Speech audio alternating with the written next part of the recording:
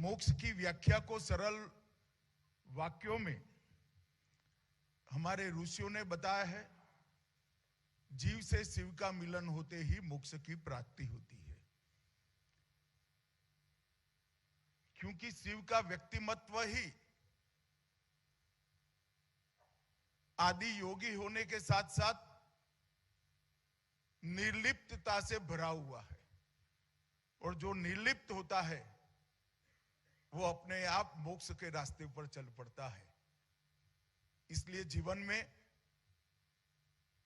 शिव के गुणों को समाहित कर कर मोक्ष के रास्ते पर जाना हर व्यक्ति के जीव के कल्याण का रास्ता है। आज शिवरात्रि के दिन मैं सभी शिव भक्तों को, समग्र देश को बहुत बहुत शुभकामनाएं देना चाहता हूं। आज मैं लोकमत ग्रुप के मंच पर लोकमत के संस्थापक स्वर्गीय जवाहरलाल जी दर्डा, उनकी जन्मशती और लोकमत नागपुर की सुवर्ण जयंती, ये दोनों मौके पर मैं आया हूं।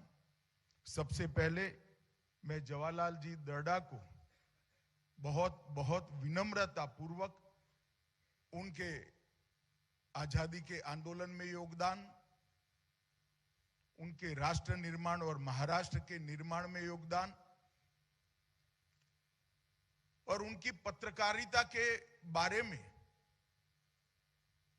एक आदर्श रखने का जो बहुत बड़ा काम जवाहरलाल जी ने किया है, उसके लिए उनको विनम्रता से मैं श्रद्धांजलि देना चाहता हूं, उनका स्मरण भी करना चाहता हूं। विजय दर्डा जी ने मुझे बुलाया है। लोकमत नागपुर की स्वर्ण जयंती का वर्ष है।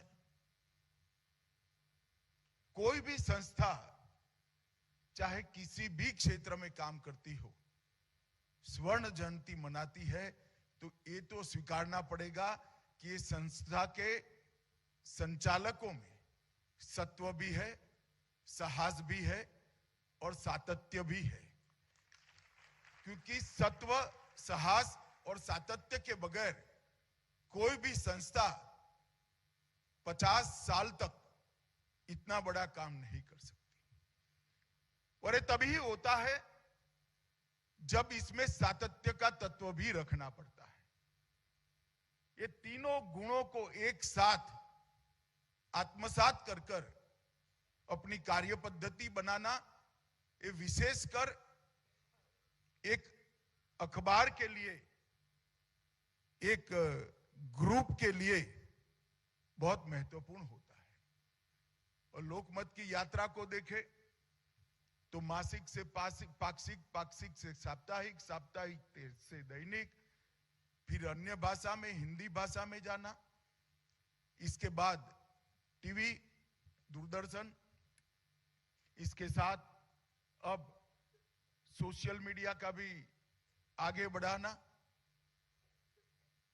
ऑनलाइन संस्करण, ये सारी चीजें लोकप्रिय और लोकभोग्य बनानी है। और पत्रकारिता धर्म को भी संभाल कर रखना है, ये बहुत कठिन काम है। इसलिए मैं विजय दर्डा जी को बहुत बहुत शुभकामनाएं देना चाहता हूं। क्योंकि मित्रों, मैं बहुत कम आयु से सार्वजनिक जीवन में हूं। मैं पत्रकारिता धर्म संभालते हुए पत्रिका को लोकप्रिय बनाने रखना, और दर्डा जी है तो प्रॉफिट तो होता ही होगा।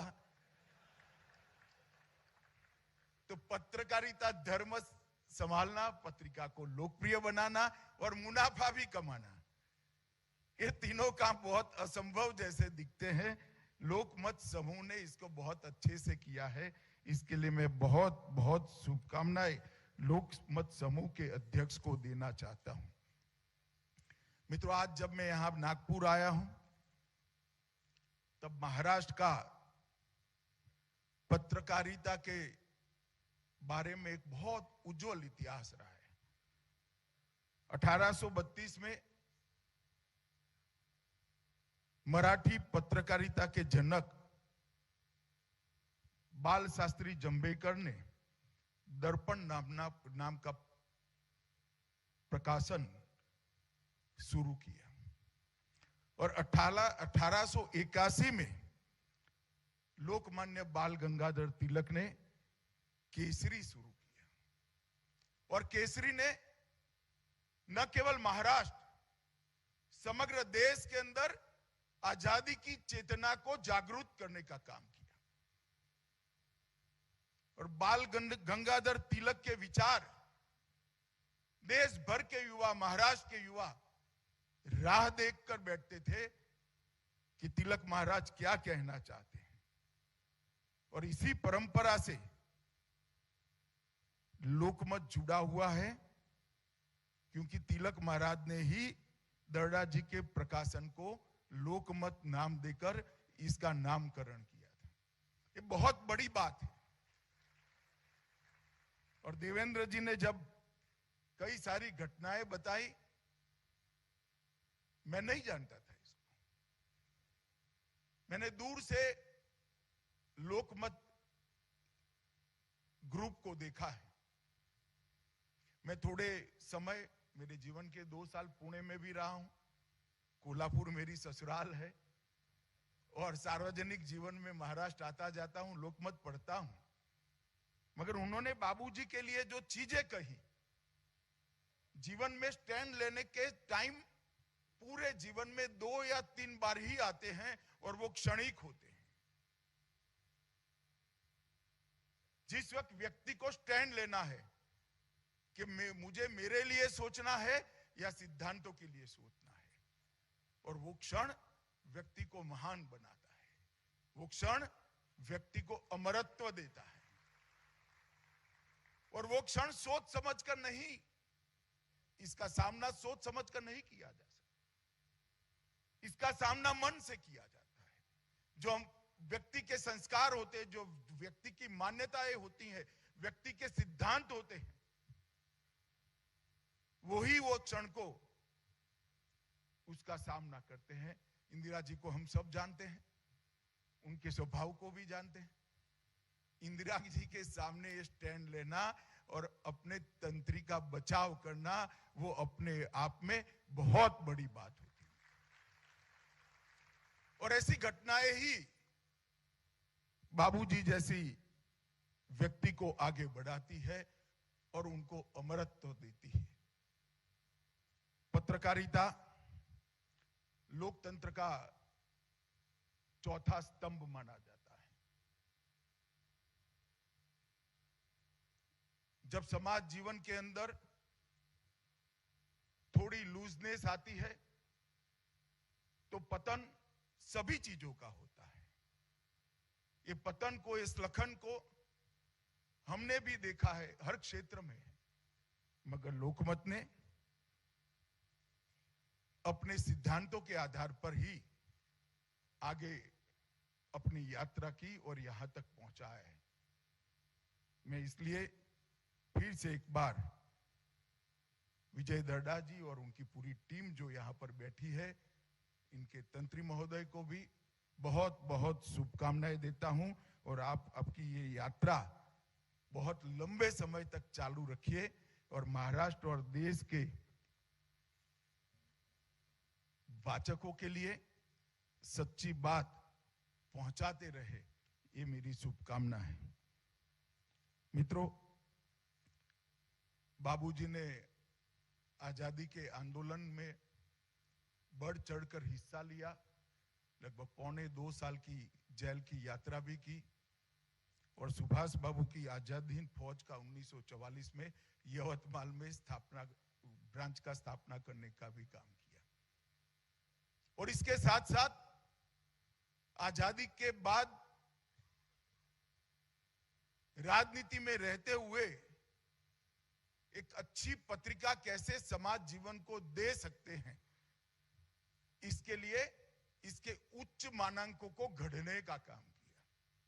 जो संस्थापक होते हैं उनको संस्था के लिए मानांक बनाने होते हैं। जो संस्थापक होते हैं उनको संस्था को चलाने के लिए सिद्धांत बनाने होते हैं, जिसको आप अभी की भाषा में कहे तो चार्टर लिखा जाता है। मगर बाबूजी ने, मैं नहीं मानता कोई लिखित चार्टर छोड़ा होगा, अपने जीवन के कर्तृत्व से ही लोकमत के नीचे पत्रकार तक चार्टर को उन्होंने व्याख्यायित कर दिया। ये बहुत बड़ी बात है और सीखने जैसी बात। आज भी हम यहाँ पर जब स्वर्ण जयंती मना रहे हैं, बाबूजी की जन्मशती पर हम सबको बुलाया है। अखबार चलता है तो दरडादी जैसे व्यक्ति होते हैं तो मालिक की बहुत प्रसिद्धि होती है, ज्यादा लिबर्टी ले ले तो तंत्री की होती है। मगर अखबार चलाने के लिए बहुत बड़ा यत्न चाहिए, बहुत बड़ा प्रयास चाहिए। विजय दरडा जी ने आज अखबार चलाने के लिए जितने भी अंग उपांग थे, वो सभी क्षेत्रों में काम करने वाले इनके सहकर्मियों को, इनके साथियों को चुन चुन कर सम्मान कर कर एक बहुत अच्छी परंपरा स्थापित। जैसे कोई फिल्म होता है तो सबसे ज्यादा आजकल के जमाने में तो कोई ज्यादा मीमांसा नहीं करता है, लोकप्रियता एक्टर की होती है, एक्ट्रेस की होती है, बहुत ज्यादा होगा तो डायरेक्टर की होती है। इसका आर्ट डायरेक्टर कौन है कोई नहीं जानता, इसके म्यूजिक डायरेक्टर को 5% लोग भी नहीं जानते हैं, इसकी फोटोग्राफी किसने करी कोई नहीं जानता, एडिटिंग किसने किया कोई नहीं जानता। इसी तरह से अखबार चलाने के लिए ढेर सारे यंत्रणा होती है। और मुझे बहुत अच्छा लगा जब आपके निमंत्रण में इसका मैंने जिक्र देखा कि यंत्रणा के सभी अंग उपांग का सम्मान आज आप कर रहे हैं। मैं फिर से एक बार लोकमत समूह को बहुत बहुत साधुवाद, क्योंकि ग्रुप जो बनता है, एक टीम बनती है और जो टीम लीडर होता है उसने पूरी टीम का सम्मान करने का कौवत नहीं है तो टीम का विश्वास कभी अर्जित नहीं कर सकता है। अगर टीम का सम्मान करने का कौवत है, भावना है और इस प्रकार की संवेदना है, तभी जाकर वो एक पूर्ण टीम लीडर बन सकता है, लोगों का भी विश्वास जीत सकता है, अपनी टीम का भी विश्वास जीत सकता है। मैं आज जिन जिन लोगों को पूरे जीवन के योगदान के कारण यहां सम्मानित किया, वो सभी वरिष्ठ साथियों को मैं बहुत मन के साथ प्रणाम करता हूं कि 50 साल तक काम करना ये बहुत बड़ी बात होती है। मित्रों, आज जवाहरलाल जी द्वारा लगाया गया एक बीज वट वृक्ष बना है। लोकमत भारत में हर रोज 2.25 करोड़ पाठकों के हाथ में जाता है। देश का 6ठा सबसे बड़ा अखबार है। महाराष्ट्र और गोवा में 1 नंबर का अखबार है। लोकमत टीवी चैनल महाराष्ट्र, गोवा और दिल्ली के 6 करोड़ से ज्यादा दर्शक देखते हैं और अब डिजिटल मीडिया में भी इसने पदार्पण किया है। ये बहुत बड़ी बात है। मित्रों, आज मैं यहां पर आया हूं तब नागपुर के सभी सुज्ञजनों को, गणमान्य लोगों को एक बात करने आया हूं कि वर्ष आजादी के अमृत महोत्सव का वर्ष है। आजादी के अमृत महोत्सव में देश के प्रधानमंत्री जी ने आजादी के अमृत महोत्सव को एक सरकारी कार्यक्रम नहीं माना, ना सरकारी कार्यक्रम बनने दिया। देश के प्रधानमंत्री जी ने आजादी के अमृत महोत्सव को 130 करोड़ की जनता का कार्यक्रम बनाने का काम किया है। और हर स्कूल में, हर कॉलेज में जहां नई पीढ़ी आकार लेती है, इसके मन पर आजादी के अमृत महोत्सव की एक अमिट छाप छोड़ने का काम 1 साल के अंदर हुआ है, जो आज भी जारी है। मोदी जी ने इसके लिए 3 लक्ष्य रखे थे। एक, आजादी के संग्राम से हमारी नई पीढ़ी हमारे बच्चे, हमारे युवा, हमारे किशोर ढंग से जानकारी प्राप्त करें और गौरव ले कि इस देश को जिस प्रकार से आजादी मिली, इसके लिए इतने इतने महापुरुषों ने अपना जीवन का बलिदान दिया है। 1857 से 1947 के 90 साल का यह संघर्ष, शायद ही किसी देश ने ऐसा संघर्ष करा होगा। और कहा जाता था ब्रिटिश साम्राज्य का सूरज कभी अस्त नहीं होता, वो सूरज को अस्त करने का काम भारत ने किया और उसके बाद समग्र विश्व के अंदर शुरू हुआ।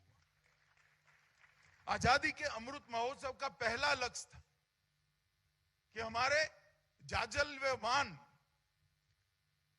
हमारे स्वयं प्रकाशित आजादी के संघर्ष को हमारे किशोर, हमारे युवा, हमारे बच्चे जाने और इसके आधार पर अपने जीवन को गढ़ने की संकल्पना करें, संस्कार प्राप्त करें। दूसरा लक्ष्य था, हमने इस 75 साल में बहुत कुछ प्राप्त किया है। देश सुई नहीं बनाता था, सुई भी हमें आयात करनी पड़ती थी और आज हम चंद्र पर पहुंचने की क्षमता रखते हैं। ये बहुत बड़ी प्रगति है। जब देश को आजादी देने की बात आई, तब इंग्लैंड के अंदर बैठकर विद्वान पंडित चर्चा करते थे कि देश कितने महीनों तक टिकेगा, देश बिखर जाएगा। आज मुझे बड़ा आनंद हो रहा है, हमने हमारे देश में लोकतंत्र की नींव को पाताल जितनी गहरी कर कर मजबूती प्रदान की है। अनेक परिवर्तन राज्य और देश के चुनाव में हुए, कभी एक बूंद खून का कतरा भी नहीं बहा। ये देश ने लोकतंत्र को आत्मसात किया है। और 75वें साल में दुनिया के अर्थतंत्रों की तालिका में वही इंग्लैंड जिसने 150 साल तक हम पर शासन किया, उसको दुनिया के अर्थतंत्रों की तालिका में से 5वें नंबर पर से हटाकर भारत 5वें नंबर पर आया। ये बहुत बड़ी हमने किसी भी प्रकार के अहंकार के बगैर ये 75 साल में अपने पुरुषार्थ, प्रजाकीय पुरुषार्थ से दुनिया के सामने अपने आप को सिद्ध किया है। चाहे शिक्षा का क्षेत्र हो, चाहे अंतरिक्ष का विज्ञान हो, चाहे मैन्युफैक्चरिंग का हब बनना हो, चाहे डिफेंस इंडस्ट्री को, दुनिया भर की डिफेंस इंडस्ट्री को भारत में लाना हो, चाहे लोकतांत्रिक मूल्यों की रक्षा करनी हो, चाहे वसुधैव कुटुंबकम के संस्कार के साथ समग्र दुनिया के मदद में खड़ा रहना हो, चाहे वैज्ञानिकों के अनुसंधान से देश को आगे बढ़ाना हो, चाहे टेक्नोलॉजी को गांव तक इसका ट्रांसफॉर्मेशन करना हो, चाहे एडमिनिस्ट्रेशन के अंदर टेक्नोलॉजी को आत्मसात करते हुए लोगों की सुविधाएं बनानी हो, चाहे 60 करोड़ गरीबों के जीवन स्तर को ऊपर उठाना हो, हर क्षेत्र में ये 75 साल में भारत ने बहुत कुछ सिद्ध किया है। और हम सब के लिए, हर भारतीय के लिए गौरव की बात है। तो दूसरा लक्ष्य था 75 साल की सिद्धियों को लोगों के सामने रखना और इससे एक आत्मविश्वास से भरा भारत की रचना करना। और मोदी जी ने तीसरा लक्ष्य रखा है, 75 साल से 100 साल, जब देश की शताब्दी मनाई जाएगी तब भारत कैसा होगा, ये कल्पना भी उन्होंने हमारे सामने रखी है। उन्होंने रखा है व्यक्ति के लिए सर्वप्रथम भारत, मतलब हमारे लिए भारत प्रथम, और दुनिया में भारत हर क्षेत्र में प्रथम, ये हमारा लक्ष्य है। हर क्षेत्र के अंदर भारत प्रथम हो, ये लक्ष्य के साथ ये 25 साल आगे बढ़ना है। और ये 25 साल को अमृत काल का नाम दिया है। और अमृत काल इस संकल्प से सिद्धि के 25 साल है। हर क्षेत्र में हमने संकल्प करना है, हर व्यक्ति ने एक संकल्प करना है और उस संकल्प को सिद्ध करते हुए 25 साल में भारत को दुनिया में सर्वप्रथम बनाना है, जिसके लिए हमारे आजादी के संग्राम के अंदर लोगों ने बहुत बड़ा बलिदान दिया था। जिस भारत की कल्पना खुदीराम बोस और भगत सिंह ने की होगी, जिस भारत की रचना के लिए तात्या टोपे और लक्ष्मीबाई ने अपने जान दिए होंगे, वो भारत की रचना करने का काम, इसका संकल्प इस वर्ष लेकर 25 साल पूरे लोग एक ही दिशा में, एक मन, एक दिशा और एक लक्ष्य के साथ आगे बढ़े। इसको हमने अमृत काल का नाम दिया है। मोदी जी ने ये 3 लक्ष्य हमारे सामने रखे, 3 उद्देश्य से आजादी का अमृत महोत्सव बनाया है। और 8 साल में, 9 साल होने को आए, 8.5 साल में देश ने इसमें से काफी कुछ कर लिया है। जिस देश के लिए कहा जाता था कि अगर हम आपको रक्षा के उपकरण नहीं देंगे तो आप अपनी सुरक्षा सुनिश्चित नहीं कर सकते हो, वो देश आज 70% आत्मनिर्भरता के साथ दुनिया के सामने खड़ा है। ये बहुत बड़ी सिद्धि है। पूरे विश्व में मेक इन इंडिया के स्वप्न को साकार करते हुए उत्पादन का, मैन्युफैक्चरिंग का हब आज भारत बनने जा रहा है। पूरी दुनिया चकाचौंध हो गई जब कोरोना का कालखंड आया। फिर एक बार पश्चिम के सारे पंडित चर्चा करते थे बाकी सब तो हो जाएगा, यूरोप में हो जाएगा, अमेरिका में हो जाएगा, भारत का क्या होगा, इनकी हेल्थ व्यवस्था, उनका इंफ्रास्ट्रक्चर इतना अच्छा नहीं है। हाँ, उनकी बात सही थी। उनकी कंपैरिजन में हमारा इंफ्रास्ट्रक्चर अच्छा नहीं था, परंतु मोदी जी ने कोरोना की लड़ाई को सरकार की लड़ाई नहीं बनाया, एक पार्टी की नेतृत्व वाली केंद्र सरकार की लड़ाई नहीं बनाया। उन्होंने केंद्र सरकार, राज्य सरकार और 130 करोड़ लोगों को जोड़कर कोरोना की लड़ाई को जनता की लड़ाई बनाया और विजय प्रस्थापित की, विजय प्राप्त की। कोई कभी सोच नहीं सकता किसी गैजेट के नोटिफिकेशन के बगैर 130 करोड़ लोग जनता कर्फ्यू का पालन करेंगे। आज भी कई विदेश के पत्रकार मुझे मिलते तो पूछते हैं व्हाट इज जनता कर्फ्यू, उनको समझ में ही नहीं आता है। जब मैं समझाता हूं तो वो आश्चर्यचकित हो जाते हैं। 130 करोड़ लोगों में नेता के एक शब्द पर इतना बड़ा संयम कि कोई घर के बाहर नहीं निकला, ये बहुत बड़ी बात है।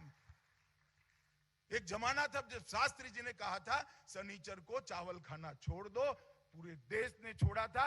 उसके बाद दूसरा नेता आया है जिसके कहने पर पूरा देश शिस्त के साथ लोगों के हित में खड़ा होगा। जब विश्व में सबसे पहले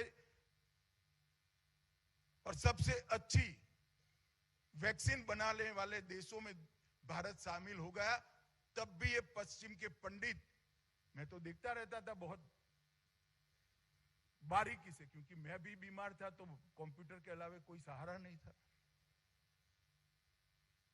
वो चर्चा करते थे वैक्सीन तो बन गया, देंगे कैसे।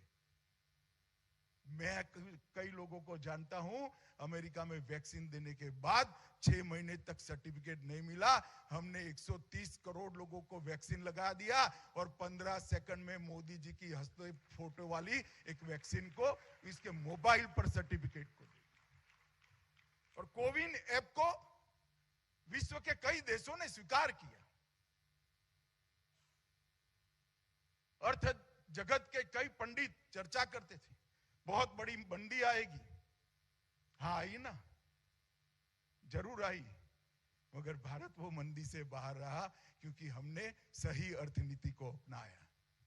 लोग कहते थे लॉकडाउन कर दिया, जब तक वैक्सीन नहीं मिली लॉकडाउन किया क्योंकि लोगों की जान बचाना जरूरी था। इंफ्रास्ट्रक्चर जब तक नहीं बढ़ता है ये करना जरूरी था, परंतु लॉकडाउन जब रहा तब लोग क्या खाएंगे। 60 करोड़ लोगों की आबादी ऐसी है जो हर रोज कमाकर हर रोज खाते हैं, उनकी रोजगारी पर गंभीर असर पड़ा। नरेंद्र भाई ने हमारे अनाज के गोडाउनों के दरवाजे खोल दिए। 2 साल तक 80 करोड़ लोगों को मुफ्त अनाज देने का काम ये नरेंद्र मोदी सरकार ने 2 साल तक। जब ये आंकड़ा सुनते हैं ना तो कम कमी आ जाती है पश्चिम के पंडितों को। एक 80 करोड़ लोगों को 2 साल तक मुफ्त में अनाज देने की साहस वो कर नहीं सकते, मगर जब मन में गरीब के प्रति, मन में भारत के नागरिक के प्रति संवेदना होती है तो फैसले फाइलों पर नहीं लिए जाते हैं, मन से और दिमाग से लिए जाते हैं, तब जाकर इस प्रकार की लड़ाई होती है। और दूसरी लहर में मैं साक्षी हूं,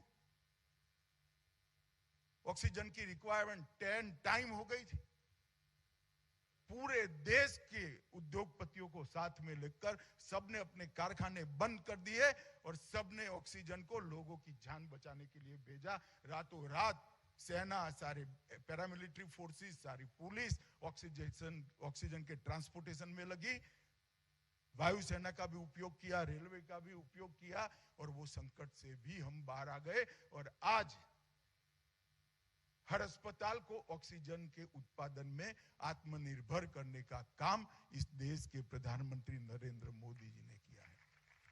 इसमें से हमने इंफ्रास्ट्रक्चर खड़ा करने का भी सीख लिया और इसको 60,000 करोड़ रुपए से हेल्थ के इंफ्रास्ट्रक्चर को बढ़ाया। मैं एक ही उदाहरण इसलिए देना चाहता हूं मित्रों कि सरकार जब जनता की सोच कर चलती है, सरकार जब देश की सोच कर चलती है, तब फैसला लेने में तनिक मात्र भी देर नहीं लगती। मैं आपको कहता हूं, ये सरकार ने कटु से कटु फैसले लिए हैं। किसी भी समर्पित नेता की हिम्मत न हो ऐसे कटु फैसले लिए।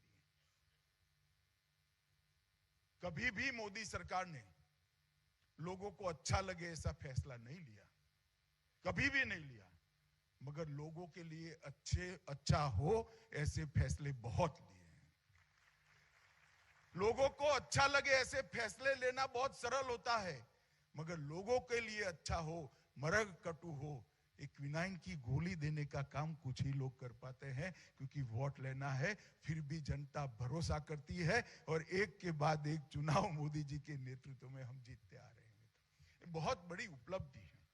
हाइड्रोजन के उत्पादन में आज भारत 2-3 साल में, हमारा हाइड्रोजन नीति जो आया है, 2-3 साल में हम दुनिया का नेतृत्व करेंगे।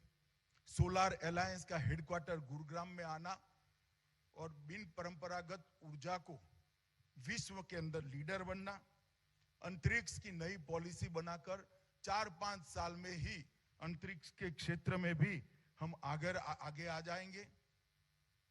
हमारे स्टार्टअप आज दुनिया में धमक बनाए हुए, कई सारे युवा इससे मल्टी मिलियनर भी बन गए और स्टार्टअप के क्षेत्र में आज भारत के युवाओं का बहुत बड़ा धमक है दुनिया के अंदर। ये सारे काम इसलिए हो पाते हैं कि लक्ष्य एक ही है, भारत सर्वप्रथम, दुनिया में भारत सर्वप्रथम। ये लक्ष्य को सिद्ध करने के लिए ये आजादी का अमृत महोत्सव है और इसको सिद्ध करते करते हम बहुत आगे निकल गए हैं। मित्रों, हमने कभी भी वोट बैंक की पॉलिटिक्स नहीं की। मोदी जी के सत्ता में आने से पहले आंतरिक सुरक्षा की दृष्टि से 3 बड़े हॉटस्पॉट थे: कश्मीर, नॉर्थ ईस्ट और वामपंथी उग्रवाद वाला क्षेत्र जो महाराष्ट्र से, विदर्भ से भी सटा हुआ है। एक जमाने में यहीं पर भी था, यहां पर भी था। मैं आज कह सकता हूं कि तीनों क्षेत्र में आज हिंसा में 80% कटौती करने का काम मोदी जी के नेतृत्व में। जब धारा 370 हटी तब पार्लियामेंट में भाषण करते थे, कश्मीर में खून की नदियां बह जाएगी। अरे खून की नदियां छोड़ो, कंकड़ चलाने की भी हिम्मत नहीं हुई भाई। पथराव होते थे, जुलूस निकलते थे, सब अदृश्य हो गया। अब थिएटर चलने लगे, रात्रि के शो होने लगे। 1,80,00,000 यात्रियों ने कश्मीर में 1 साल के अंदर कश्मीर का मुलाकात किया है। ये बहुत बड़ी बात है भाई। 70 साल में 12,000 करोड़ का इन्वेस्टमेंट आया था, ये 3 साल के अंदर 12,000 करोड़ का इन्वेस्टमेंट आया है। कश्मीर के अंदर हर घर में जल से नल पहुंच गया, नल से जल पहुंच गया। हर घर के अंदर सर्दियों में भी, कड़ाके की सर्दियों में भी अब वहां सगड़ी नहीं लगानी पड़ती है, बिजली पहुंच गई और हीटर भी दे दिया गया है। मित्रों, बहुत बड़ा परिवर्तन है। और जो हुर्रियत कभी भारत सरकार को नचाती थी, वो हुर्रियत पर बैन कर कर उसके कार्यालय को सील कर दिया गया। किसी की हिम्मत नहीं है कुछ करने। वामपंथी उग्रवाद के क्षेत्रों में भी उच्चतम स्तर पर 160 जिले थे। आज नए बने हुए जिले गिने तो 46 है, और पुराने जिले जब उच्चतम स्तर पर थे वो गिने तो सिर्फ 22 जिले बचे हैं। हर एक प्रकार की वामपंथी उग्रवादियों की हिंसा में 80% की एवरेज कमी हुई है। बिहार और झारखंड, महाराष्ट्र और मध्य प्रदेश की तरह लगभग वामपंथी उग्रवाद से अब मुक्त हो गया है। एक छोटा सा मैदान बचा है जहां हमारे पैरामिलिट्री फोर्स वाले लड़ रहे हैं। मैं विश्वास से कहता हूं वहां पर भी जंग भारत ही जीतेगा। नॉर्थ ईस्ट के सभी राज्यों के अंदर इंसर्जेंसी ग्रुप थे। हजारों युवा बम धमाके हाथ में ऑटोमेटिक वेपन्स लेकर भारत के खिलाफ विद्रोह करते थे। ये 3 ही साल में नॉर्थ ईस्ट में हिंसा 90% समाप्त हो गई। राहुल गांधी जी कहते थे अब सपा हटा लो। हमने ना बोला था। जब तक इंसर्जेंसी है, सेना के जवानों को कानूनी समर्थन मिलना चाहिए। ये भारतीय जनता पार्टी की नीति है। मगर हमने अब सपा हटा लिया क्योंकि अब वहां शांति है। 60% नॉर्थ ईस्ट से आज अब सपा हटा लिया है, वहां शांति हो गई। अब सपा की जरूरत ही नहीं है। लोकल पुलिस चलाती है वहां पर। और मित्रों, 8000 से ज्यादा युवा हथियार छोड़कर मेन स्ट्रीम में आए। ये बहुत बड़ी उपलब्धि है। भारत आगे बढ़ रहा है। और मुझे विश्वास है कि मोदी जी ने जो कल्पना हम सब के सामने रखी है कि 2047 में, हम में से शायद कई लोग नहीं होंगे 2047 में, मगर जो होंगे वो यशस्वी भारत का नेतृत्व करते होंगे। सबसे पहले नंबर का भारत का नेतृत्व करते होंगे। ये नींव डालने का काम अभी समाप्त हो चुका है। अब संकल्प से सिद्धि कर। मैं आज इस सभागार में बड़े बड़े लोग आए, इनको भी कहता हूं, हमने व्यक्तिगत जीवन में भी एक संकल्प है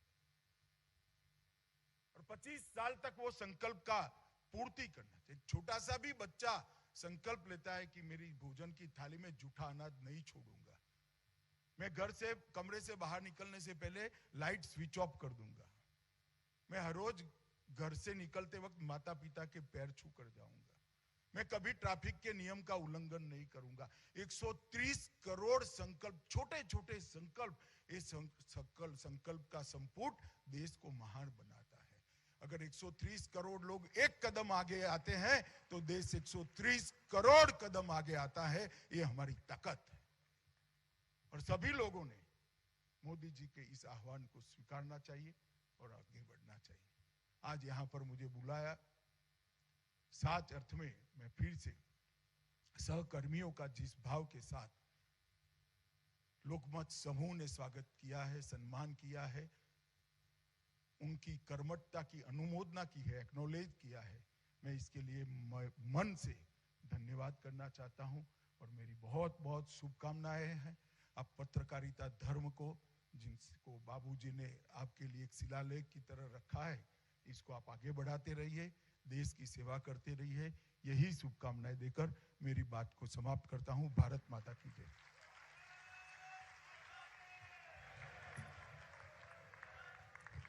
बहुत बहुत धन्यवाद माननीय श्रीमान अमित शाह जी। देखिए, नागपुर वासियों को ऐसे उठ के जाना नहीं चाहिए। अपने केंद्रीय गृह मंत्री का आभार माने बिना हम कैसे जाएंगे? रुक जाइए। मैं अब औपचारिक आभार प्रदर्शन के लिए Shri Rajendra Darda ji, editor in chief Lokmat group और पूर्व मंत्री महाराष्ट्र शासन को आमंत्रित कर रही हूं। लोकमतच्या Nation Next, News Hub for New India.